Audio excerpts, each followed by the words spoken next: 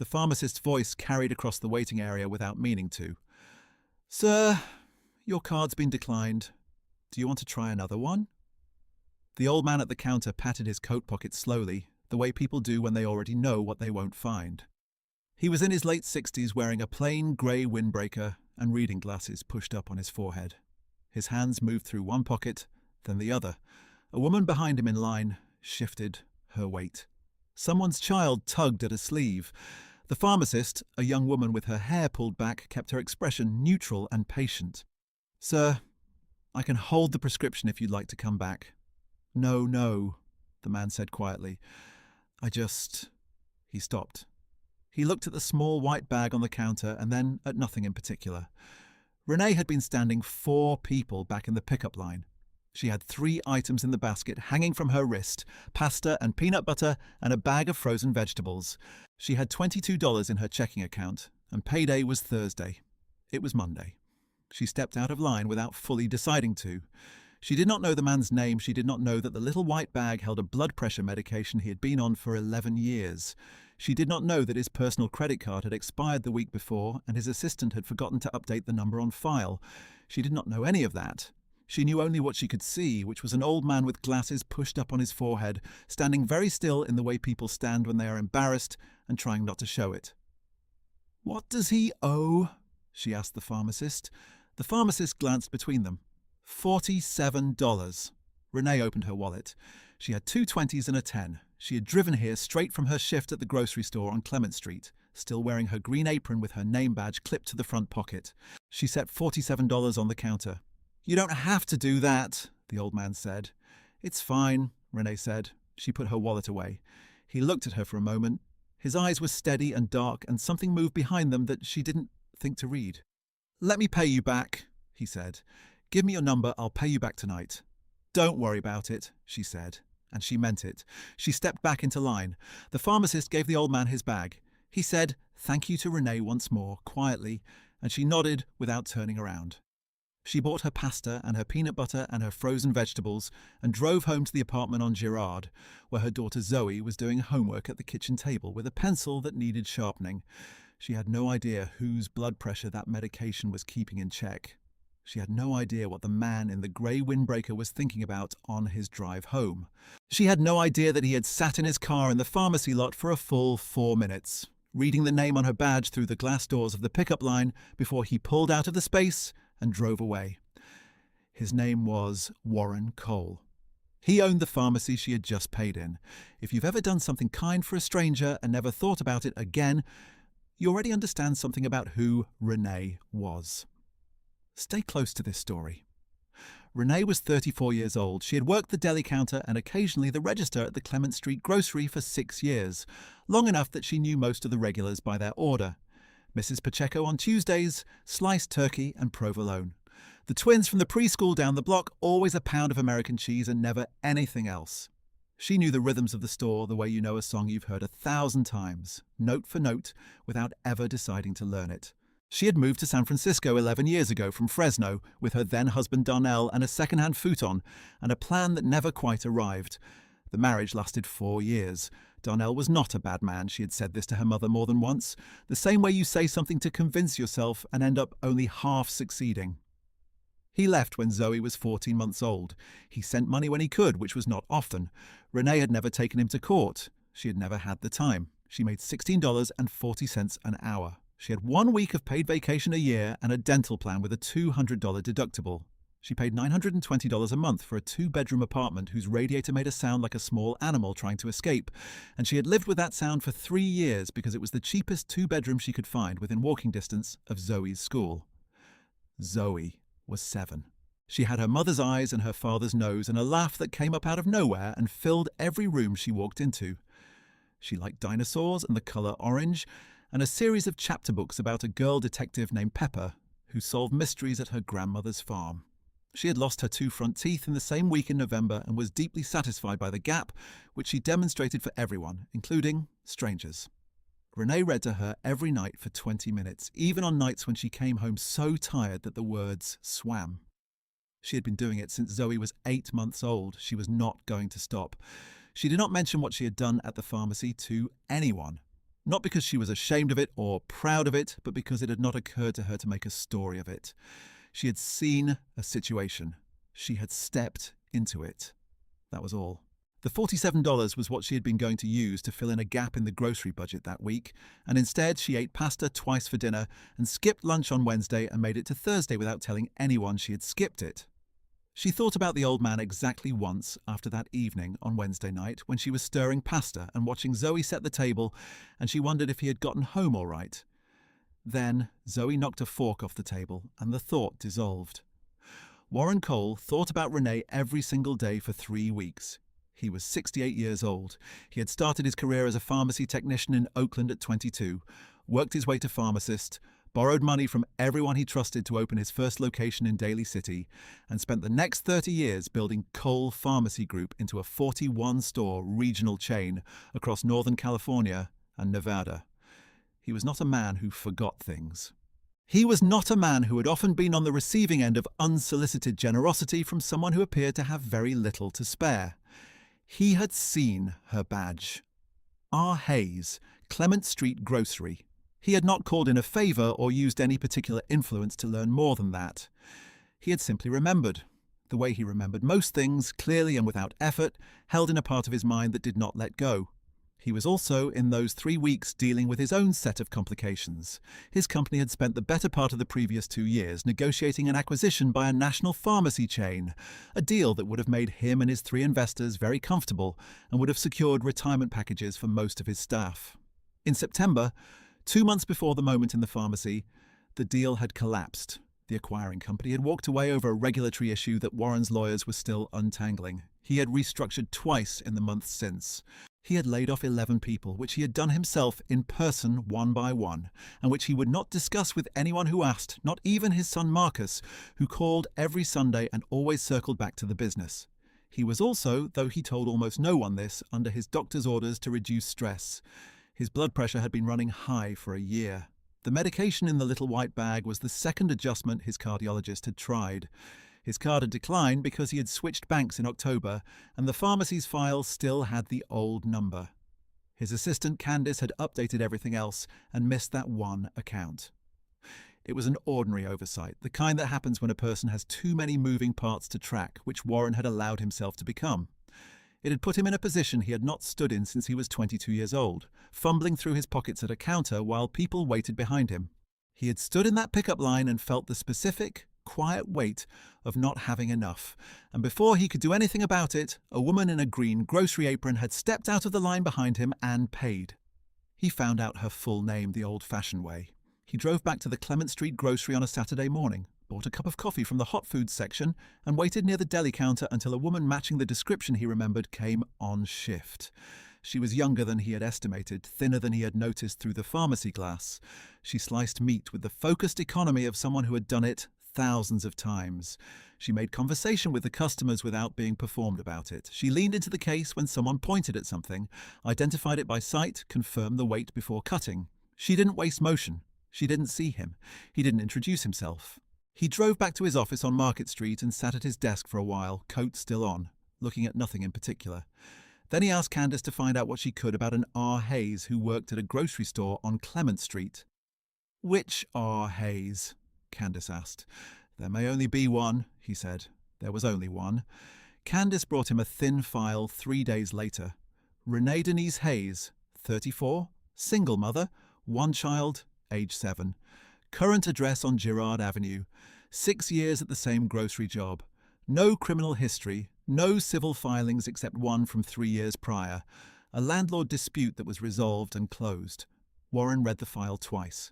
He set it on his desk and looked at the window for a long time, at the morning traffic moving on Market Street below, at the way the November light came in flat and grey, the way it did in December's approach, without warmth, without apology for its own coldness. Then he put the file in his desk drawer and did nothing for another 2 weeks. He was thinking. He was also, though he would not have called it this, hesitating. He had given donations, had funded scholarships, had sat on the board of 2 community organisations and written cheques for causes he believed in. That was different. That was categorised. This was a woman who had paid $47 for a stranger's medication without pausing long enough to reconsider, and he was sitting on the other side of a mahogany desk in a building with his name on the sign out front, and he did not yet know what the right shape of response was. He knew what the easy response was. Write a check. Have Candice deliver it anonymously. Done. He sat with that for a day and then set it aside. A check felt like it answered the wrong question. It covered the $47 and said nothing about what the $47 had actually been. He thought about the other option, the one that had surfaced slowly over 3 weeks of daily thinking, and he turned it over the way you turn a thing that is not fully formed yet, that still has rough places that need consideration. He was adding a store in the Sunset District. He needed a floor manager. He had interviewed 4 candidates through the normal process and found them technically adequate and nothing more. He had also spent 30 years building a company on a conviction that the most reliable predictor of how someone would treat a customer in distress was how they treated a stranger when no one was watching and nothing was on the line. He had hired on that principle before. It had not always worked. It had worked often enough to be the principle he kept. He pulled her file back out of the drawer on a Wednesday evening. He read it once more. He closed it. He called Marcus that Sunday and did not mention it, because Marcus would have asked questions Warren did not want to answer yet, questions about the wisdom of hiring on the basis of one observed moment, about liability and process and what the HR system would make of it. Marcus was good at his job, which was why Warren had put him in charge of operations 2 years ago. Marcus was also not always right about what the job required. Then December came in hard and the decision made itself. The notice arrived on a Tuesday. Renee came home from her shift to find it slid under the door, a folded piece of paper in an envelope she recognized by shape before she opened it. Her landlord, a property management company she had never met in person, was raising the rent to $1,140 effective February 1st. The letter explained that the increase was in line with current market conditions and thanked her for her continued tenancy. She stood in the kitchen and read it twice. She did the math while Zoe ate cereal at the table, watching her mother without fully understanding what she was watching. $16.40 an hour, 32 hours a week on average, sometimes 30, rarely 36. Taxes, the dental premium, bus fare. She had been running just barely even for 2 years. $1,140 was not just barely even. $1,140 was a number that did not fit into the life she had built and maintained and kept upright through 6 years of smaller crises. She put the letter in the drawer under the phone charger, where she put things she needed to deal with and could not deal with yet. 2 days later, Zoe came home with a permission slip for a school field trip to the Science Museum. $22. Renee signed the form and put it in Zoe's backpack and told herself she would figure it out. She had always figured it out. She had been figuring it out since Zoe was 14 months old, and Darnell's key came off the ring and her temp contract ended in the same month, and she found the grocery job through a posting at the library. And it was supposed to be temporary, and the temporary became 6 years, and she had figured all of it out, 1 week at a time, 1 drawer at a time, 1 skipped lunch at a time. The field trip slip was not what broke her. She was not broken. She was tired in the way that people who carry things alone for a very long time get tired. A deep, structural tiredness that lives in the back of the shoulders and behind the eyes, and that sleep does not fully reach because the weight is still there in the morning, waiting in the drawer with the notice. She told her co-worker Diane on a Thursday because Diane asked directly why she seemed quiet, and Renee was too tired to deflect. She said the rent was going up and she wasn't sure what she was going to do about it. Diane said, "What about the grocery union? They have a hardship fund." "I know," Renee said. "Have you applied?" "Not yet." She knew she should. She also knew the wait time was 6 to 8 weeks and she had roughly 4.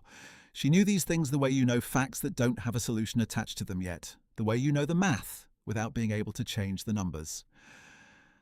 There was also the matter of Zoe's shoes. She had been putting it off for a month. Zoe's right shoe had a small split along the toe seam, nothing visible when she wore pants, not a crisis, but a thing Renee noticed every morning when she helped her get ready for school. A small split that belonged in the category of things she was managing. She had priced out shoes at 3 different stores and had the number in her head the way she kept all the numbers as part of the running total, the ongoing equation. She could do the shoes, or she could hold the money toward the February difference on the rent. She could not easily do both. She went home that evening and made dinner, and read to Zoe and put her to bed, and then sat at the kitchen table for a while, in the quiet, with a cup of tea that went cold before she finished it. The radiator knocked. Outside on Girard, the buses ran until midnight, and you could hear them through the window glass on a night quiet enough. The city did not stop for anyone's kitchen table. She thought about calling her mother in Fresno. She did not call. Her mother would have worried, and worry cost her mother something Renee was not willing to spend. She was not a person who asked for things. She had not been raised that way, or rather she had been raised that way and life had reinforced it so many times that it had calcified into something she might have called independence, but which, on nights like this one, felt more like a hand pressed flat against a door, holding it closed against something she didn't want to name. She washed her cup and went to bed. Candace called the Clement Street grocery the following Monday. She did not say who she was calling for. She asked to speak to the store manager and said only that she was following up on a personnel matter. The manager, a cautious man named Rod, who had worked in grocery management for 20 years and had learned caution the hard way, said he would need more specifics before passing along any employee contact information. Candace said she understood completely and left a callback number. Warren called Rod himself the next morning. He said his name. He said the name of his company. He said he had a personal reason for wanting to reach one of Rod's employees, that it was nothing adverse, and that he would appreciate the courtesy of a message being passed along. He gave Rod the pharmacy group's main line and his direct extension. Rod pulled up Cole Pharmacy Group's website on his office computer while he was still on the call. 41 stores across Northern California and Nevada. A company that had been in business since before Rod had entered the workforce. He told Warren he would pass the message along. Rod called Renee to the back office that afternoon. He said a man named Cole had called about her specifically from the pharmacy group and had left a number. He watched her face while he said it, the way managers watch employees when they want to make sure there isn't a problem they need to know about. Cole Pharmacy Group, she said. That's the one. She stared at the slip of paper with the number written on it in Rod's careful handwriting. She did not connect it yet to anything she knew. She said thank you and folded the paper into her apron pocket. She called from the parking lot on her break in her car with the heater running. It rang twice. "Ms. Hayes," the man said, and she recognized his voice before she registered the name. It was the same voice from the pickup line, quiet and measured and unhurried. "Thank you for calling back." She sat very still. "You're him," she said. "The pharmacy." "Yes," he said. "I owe you $47. She let out a breath that was almost a laugh. "You didn't have to track me down for that." "No," he said, "I didn't. I'd like to meet with you if you're willing. Not about the money, about something else. Would you have time this week?" She looked through the windshield at the grocery store, at the carts lined up outside the entrance, at the man with a stroller trying to fit a bag of potting soil around a car seat in his trunk. She thought about the permission slip in Zoe's backpack. She thought about the letter in the drawer. "What kind of something else?" she asked. "I'd rather explain in person," he said. "I promise you it's nothing bad." She held the phone a moment. "Wednesday," she said. She met him on her day off at a diner on Geary that she had walked past 100 times and never gone into. He was already there when she arrived, in a booth by the window, the same grey windbreaker. The glasses were on his nose this time instead of his forehead. He stood when she came in and shook her hand and thanked her for coming as though she had done him a second favour by showing up. They ordered coffee. He did not preamble. "I run Cole Pharmacy Group," he said. 41 stores, going on 42. We're adding a new location in the Sunset District this spring, and I'm staffing it from the ground up. He looked at her steadily. "I want to offer you a position as store manager." Renee set her coffee cup down with a small, careful movement. "I don't have a pharmacy background," she said. "I know. The pharmacist on staff runs the dispensing operation. The store manager runs the retail side. Scheduling, inventory, customer relations, the floor. 6 years at a grocery store is exactly the background I need for that role." She looked at him. "Mr. Cole, you're offering me this because I paid for your prescription." "I'm offering you this," he said quietly, "because I watched how you handled yourself. You made a decision that cost you something real and you didn't make anything of it. That tells me something about a person that a resume cannot tell me. And then I had someone look into your work history." He folded his hands on the table. 6 years at the same store, no incidents on record. Your department head says you train new hires faster than anyone he's had in that role, and that customers ask for you by name. That tells me the rest." Renee was quiet for a moment. Outside on Geary, a bus came and went. A woman in a yellow coat crossed at the light. The diner smelled like coffee and old grease and something baking in the back that she could not identify, but that made the whole place feel warmer. "What does it pay?" she said.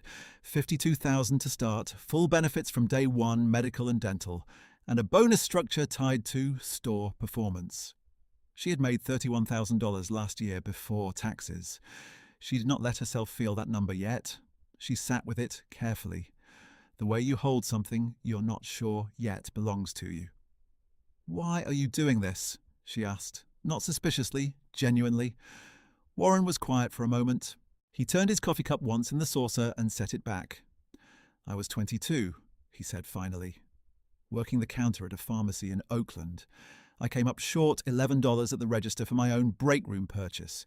There was a woman in line behind me. She paid it without being asked." He looked up at Renee. "I never got her name. I thought about her for years. I tried once to find out who she was and couldn't." He paused. "I've been looking for a place to put that ever since. For 46 years. Renee looked down at the table. She pressed her hand flat against it, the way she pressed things she didn't want to rise too fast. She thought about that woman. The one in Oakland who had been behind a 22-year-old Warren at a pharmacy counter. Whether she had thought about it afterward. Whether she had known in the months and years that followed that the thing she had done in a moment without deliberating had travelled forward 46 years and landed in a booth in a diner on Geary on a grey January afternoon and had turned into this. Whether she would have believed it if someone had told her. Renee did not think she would have believed it either. That was the nature of it. You stepped out of the line and the moment absorbed back into the ordinary texture of the day, and you drove home to the apartment, and your child knocked a fork off the table, and you did not think of it again. You did not think of it again because you had not done it with the future in mind. You had done it because it was in front of you. "I'd need 2 weeks at my current job," she said.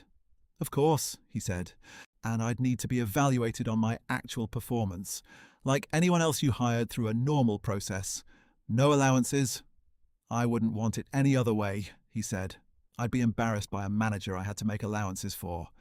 She nodded once, in the way of someone who has made a decision without announcing it. Outside, the afternoon light lay flat and grey on Geary Street, and the buses kept running, and the world kept its own indifferent pace, entirely unaware of the turn that had just taken place in a booth by the window of a diner Renee had never been inside before. She gave Rod her notice the next morning. He sat back in his chair and looked at her in the way of someone who has suspected something for a while without being able to name it. He said he was genuinely sorry to see her go. She believed him. Her last 2 weeks moved the way last 2 weeks do, crowded with small things she had not noticed were part of the texture of the place until she was watching them for the last time. The particular sound the deli slicer made when it caught a lean piece. The way the afternoon light came in through the front windows between 2 and 3 and made the produce section briefly look like something worth painting. Mrs. Pacheco on a Tuesday, her last order for sliced turkey and provolone, who said, "You always got the thickness right," and shook Renee's hand with both of hers. Diane brought a sheet cake from the bakery section on Renee's last Friday. Chocolate with white frosting and her name written in blue gel icing. Diane cried a little while they were cutting it, and then laughed about crying and said, "I always do this." The cake was very sweet and slightly too much of everything, which was exactly right. Renee ate 2 pieces. She started at the Sunset District location on a Monday morning in February. The store smelled like the particular clean of a pharmacy, something antiseptic and faint, and beneath that a lavender she eventually traced to the hand lotion the cosmetics display near the entrance kept on sample. The shelves were neat. The floor staff was 4 people in addition to the pharmacist, Alessia, a brisk woman in her 40s with reading glasses on a chain, who communicated through her manner alone that she had no time for anything that was not the job, which Renee found immediately reassuring. Alicia did not need a manager for the pharmacy operation. She needed someone to make sure the other 2,200 square feet of the store ran smoothly so she didn't have to think about them. Renee learned the inventory system in 4 days. The schedule was running cleanly by the end of the second week. At the end of February, she had renegotiated the store's paper goods supplier contract after noticing that the billing rate exceeded the contracted amount by a small percentage that added up over months. She documented it and sent the adjustment and its projected savings to Candice at the corporate office. Candice replied with a single line, "Noted. Good work." She did not tell the floor staff how she had come to be their manager. There was no particular reason to lead with it. She was their manager, and she would earn that role or she wouldn't. She chose to earn it. Zoe went to the Science Museum in February. She came home carrying a plaster cast of a dinosaur footprint she had pressed herself, and she held it on her lap the entire bus ride and then presented it to Renee in the doorway with a formality that was almost ceremonial. "It's a T-Rex," she said. "I can see that," Renee said. "The real footprint is in Montana. We saw a picture." "Wow," Renee said. "I want to go to Montana," Zoe said. "Let's make a plan," Renee said. And this time she meant it entirely. A plan was something she could now afford to make. That distinction lived in her chest in a way she could not have explained to anyone and did not try to. In March, she got her first full manager paycheck and sat in her car in the parking lot after her shift and looked at the direct deposit notification on her phone for a long time. She did not feel triumph. She felt the specific physics of weight redistributing, a load that had pressed in one place for a very long time, shifting to somewhere she could carry it differently. Something released in the back of her shoulders that had not released in years. In April, Warren visited the Sunset District location on a walkthrough, which Candice had told Renee he did himself rather than sending operations staff. He arrived on a Tuesday morning without advance notice, which was also standard, and walked the floor, checked the shelving, spoke with Alicia and two of the floor staff, and spent 20 minutes looking at Renee's inventory and supplier reports. He said nothing evaluative while he was there. He was measuring. She let him measure. He was almost at the door when he paused. "The supplier contract adjustment," he said, still facing the door. "How did you know to look?" "Grocery suppliers do the same thing sometimes," she said. "I've been reading billing documents for 6 years. I just looked at the numbers." He nodded once. He put his glasses in his coat pocket. "June," he said, meaning he would be back. "I'll be here," she said. He went through the door and the little entry chime sounded, and then the store was quiet again. Alicia passed through the dispensing window with a look that communicated nothing, which Renee had come to understand meant approval. She had not said much to Zoe about how the job had come to happen. She had explained in simple terms that she had helped someone in a moment they needed it, and that the person had given her a chance at something better. Zoe received this with the matter-of-fact satisfaction of a 7-year-old for whom cause and effect is still reassuringly clean. "So, being kind worked," Zoe said. "It did," Renee said. "Good," Zoe said, and went back to her chapter book with the settled confidence of someone whose point has been confirmed by the evidence. In the small hours of quiet nights, though, Renee had thought about it more carefully than that. She had thought about the strange fact of it, the narrow path it had taken, the specificity of a card declining on the right evening when she happened to be in that particular line. She had thought about what would have happened if she had been at a different pharmacy, or if her shift had run late, or if she had sent Zoe with her mother and gone after work instead of before. She had also thought about the clearer truth, which was that none of those conditions had mattered to the act itself. She would have stepped out of that line for an ordinary man with nothing to offer her. She had done it because she recognized something in his stillness that she had felt in herself, the particular quality of being short in public and trying not to let it show. She knew that feeling from the inside. She was careful about that feeling in other people. The return, the phone call, the meeting in the diner, the job with the salary and the benefits that meant she no longer pressed her hand flat against anything in the night. All of that was the part she had not reached for. It had come anyway. Kindness keeps its own ledger. The entries are patient and the accounting is not always visible, and it does not lose track. In June, Renee found an apartment 2 blocks from Zoe's school. 2 bedrooms, a radiator that worked without complaint, and a small back garden that caught the afternoon sun from 2:45 to 3 until nearly 5. The rent was $90 more than what she had been paying on Girard, which fit inside her budget now with room on either side. She signed the lease on a Thursday afternoon, her hand steady on the pen, the new keys sitting beside the papers on the rental office table. She took Zoe to see it that evening. Zoe stood in the kitchen doorway and looked at the garden through the glass. She assessed it with the serious attention she gave to most things that mattered to her. "That could fit a dinosaur," she said. "A medium one." "Which one?" Renee asked. "Protoceratops," Zoe said. "They were about the size of a sheep." We'll work with that, Renee said. They moved on a Saturday. By Saturday evening, the apartment on Girard was empty. Rooms gone spare and clean, the walls showing the pale outlines where her pictures had hung.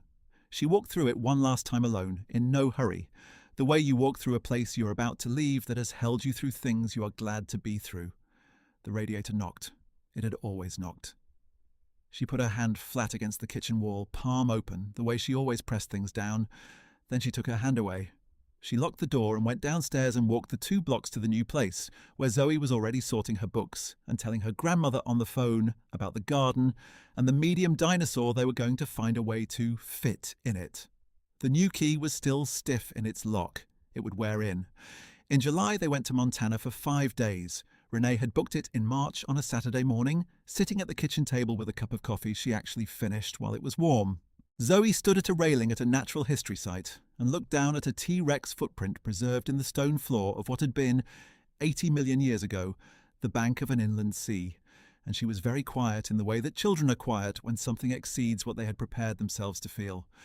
"It's bigger than I thought," she said. "Most things are," Renee said.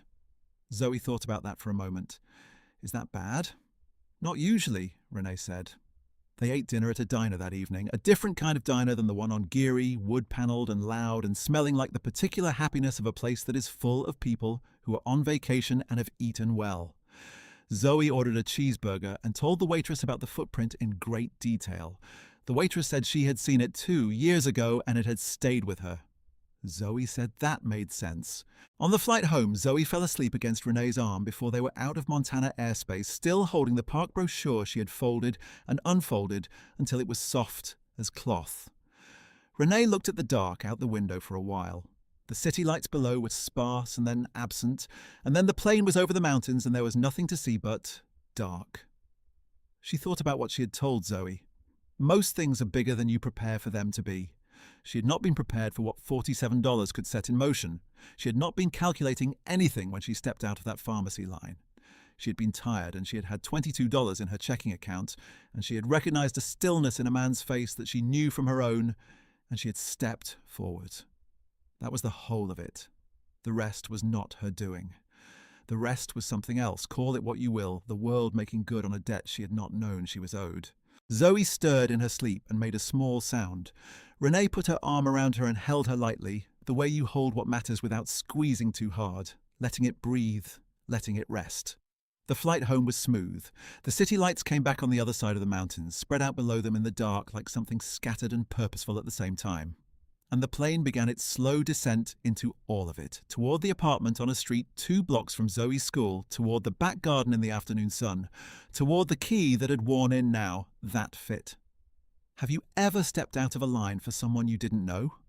Tell me about it in the comments. And if this story moved you, stay right here because there is another one waiting. This story is a work of fiction. All characters and events are invented.